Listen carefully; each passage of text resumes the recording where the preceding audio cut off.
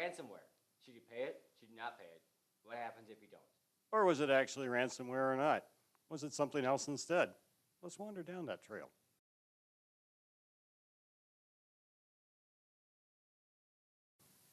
Welcome to Squirrel Trails. So Al, what article are we talking about today? We're going to be talking about an article where the Taos Municipal Schools Systems had a ransomware attack, and they've lost all their data, and they're trying to recover it. By the way, if I'm mispronouncing Taos, I live in Minnesota. Somebody please correct me in the comments. The article here is on February 28th, Taos Schools had a cyber attack, and they had a ransomware attack, essentially, that the attackers wanted them to pay $5,000 to return the control of all their digital systems. Not very much money in reality, but should we actually reward bad behavior? It's really one of those questions. So we're trying to figure out what we want to do with this. So first question, what is ransomware? Ransomware is a form of attack where the attacker has encrypted your files on your devices or in some other way created an environment where you can't get access to your files unless you pay them a ransom, some form of money or something, to get access to it again. So it's basically a virus that blocks me from accessing my laptop or server. Well, it's not necessarily a virus. It may or may not replicate itself. It could be a case where they've gotten onto the system and simply encrypted it with some software where it requires a special password to release it. Doesn't necessarily spread like a virus does, and we need to think of it as that way. Some aren't viruses. It's just a lock to Yeah. your server? Yeah, they've just simply locked that server up or all of your servers up, depending upon where they were able to get to. Are they copying the data, or is it just has a lock? That's kind of an interesting question. Depends. In some cases, they may have copied the data out, deleted it off of the devices, and for you to get it back, you're going to have to pay them money for them to send you your data back. That's one form. Or they may simply have encrypted all of your drives, and you have to pay them to get the password to decrypt them and get access. The key on this is ransomware isn't like most malware where they're trying to gain access to your files or spread bad things onto your system. In this case, they're trying to, the attacker's goal is to simply lock up the systems in such a way that you don't have access to it, and you're going to pay them to get that access back. So it's very different the purpose of the attack is actually very different. Okay. So what happened with the school with this ransomware attack? The particular attack isn't all that interesting. We've seen these kind of attacks over time. This just happens to be fairly recent. On February 28th, the Taos schools had a cyber attack, and they lost access to all their digital systems. When they came in, the bad guys there's an interesting way of describing it, demanded $5,000 for the return of the control of their digital systems. And that's one of those things. They're wanting to get control back to their devices. Now, in this situation, the Taos school system chose not to pay that and said, we're just going to recover the systems ourselves. So they are restoring from all their various backups those systems, as opposed to choosing to pay the $5,000. And it's an interesting question. Have they spending more than the $5,000? Absolutely. They've been spending 20-hour days on that for weeks to get this done, and they've yet to fully restore everything.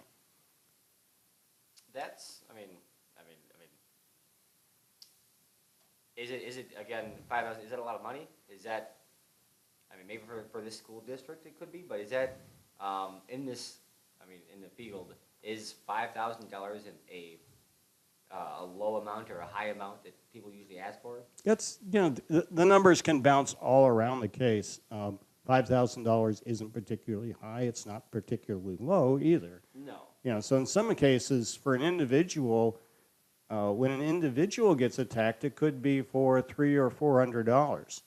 You know, not very much money. I mean, the reality is, especially if somebody's doing this for their money back, you know, trying to earn money out of this. I mean, how much are you willing to lose if somebody, or pay, if somebody encrypts your personal PC to where you can't get at it?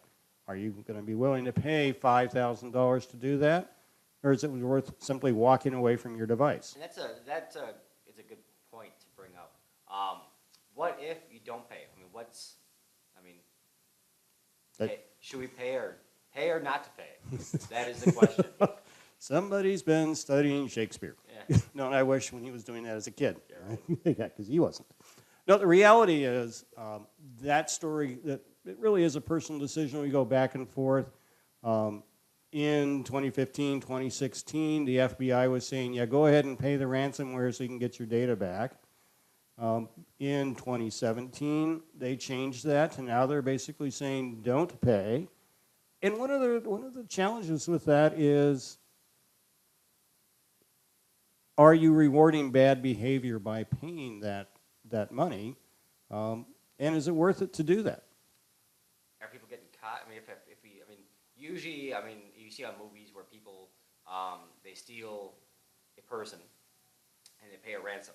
They steal a person. That's called kidnapping. Yeah, kidnapping, sure. So, let's use big words.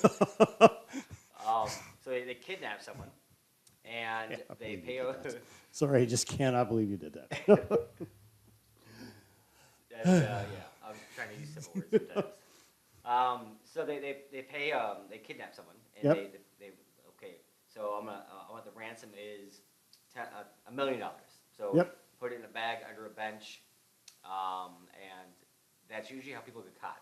So with people that are doing this ransomware online, because it's all online, Yep.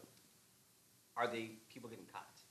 Yeah, there are some people getting caught. I didn't actually pull all that data today, but yes, in many cases, they're able to track that down and find the perpetrators on that. Not all the times, but sometimes. So if you don't pay, can that person get caught? Because if you don't pay, you're just saying, no, okay, I'm done, not answering those emails or phone calls, and you walk away. I mean, there's still evidence there. If you choose to pay or not pay, you can still catch them. Right now, in many cases, when you're paying, when they're requesting, in this case, $5,000, you're likely wanting to get that in Bitcoin or something that's really hard to trace. Now, that being said, that's not impossible to trace.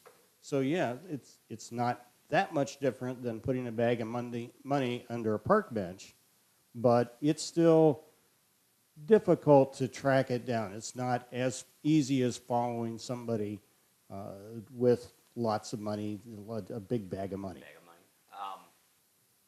So what happens when you pay the ransom?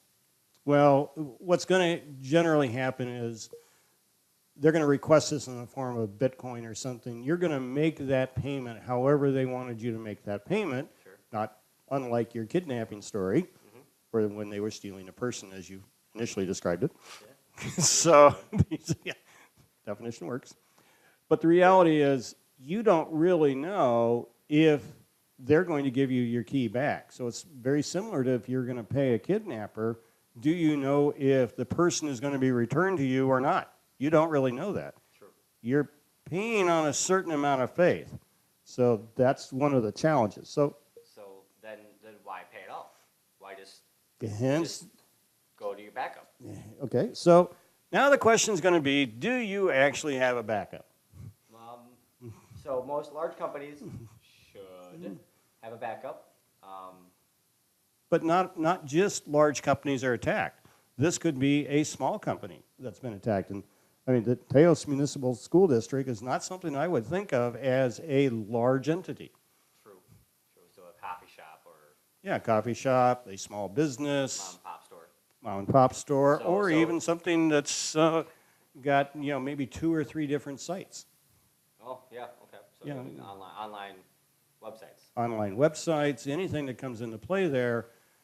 And the first thing is you got to have a backup strategy, and that's part of this. If, I mean, whether you've had a ransomware attack or you've had a fire or something else, you needed to have had a method of recovering your systems, and that's important. That's just basic requirements of any kind of environment if you're going to run computer systems. We all know computer systems crash. In this case with ransomware, somebody's helped it crash. Yeah. So the reality is you need to have those backups, and you need to think about how far back you're going to have there. The other component that comes into play, I restore from my backups. Now what you have to ask yourself is, I've restored that. Is the hole still there? Yes, very good.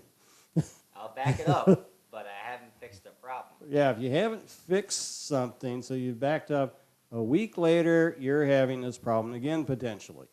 Or the next night, or worse yet, 6 months later when you're no longer thinking about it, because you haven't, one, patched the hole that was there. How'd they get there in the first place? Second, more importantly, have you picked up any malware that they dropped off when they loaded this issue?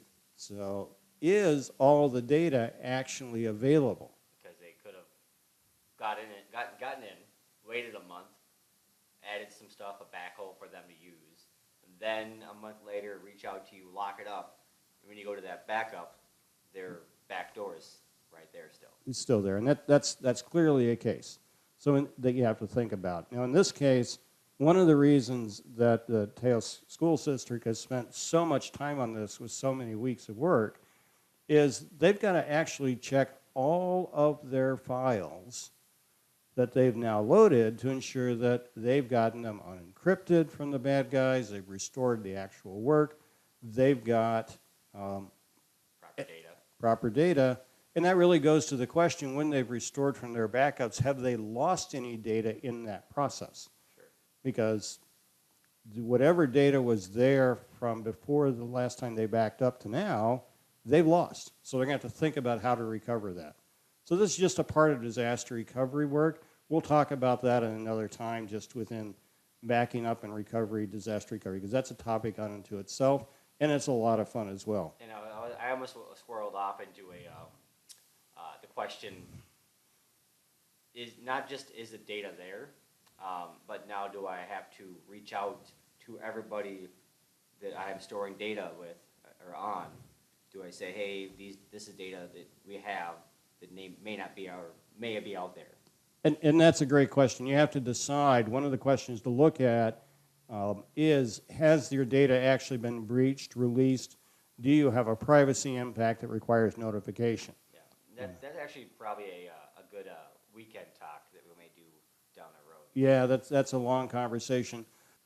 I do want to loop back to the question we had about was it actually ransomware or not? We mentioned that earlier.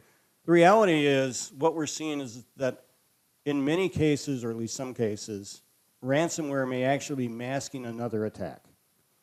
Sure. So is the attack on point A covering point B? Yes. I mean, that's in simple terms. Yeah, simple terms. Well, and this kind of goes to, was it actually ransomware, or did they just simply delete all your files and left you a note, and you think it was ransomware, they've just deleted all your files? That's, again, you pay, and all of a sudden you realize, I've now paid them, and they don't want to talk to me. And they that was ghosted me. That's a good way of describing it. And so, and that's what happened with the NotPetya attacks, a couple years back. The other thing that could have come up is they actually did conduct an actual attack, which ransomware is, but they were getting more data than simply locking your system up. And they wanted to mask the fact that they had attacked you and covered up all of those indicators. Because with ransomware, you're going to start restoring from your backups. You're not actually potentially going to, because you don't have access to the data, start looking for any of the attack indicators that would show you how they got into the system. So last year they got into your system, stole your data without you knowing about it, and then a year later reach out to you, lock it up. That way, that year of data being stolen is now covered up by the ransomware. Yeah, although your backups should really cover some of that. Your log data should be able to find that. This is really a case, if they were to log in last night, get in, steal all the data from you, encrypt or delete all the files, call it ransomware, now you decide you're not going to pay, Sure. you then recover from your backups. All the evidence of that attack is now gone, so you can't do any of your normal analysis to determine how did they get in, what hole do I need to patch, because you simply don't have that data anymore. True. So with that, I'll leave a comment below and let us know, would you pay or would you not pay? And leave a reason why. And let's find out what people think. We'll let you know what we see in the way of results in general in a few weeks. Take care, folks. With that, don't forget to like and subscribe.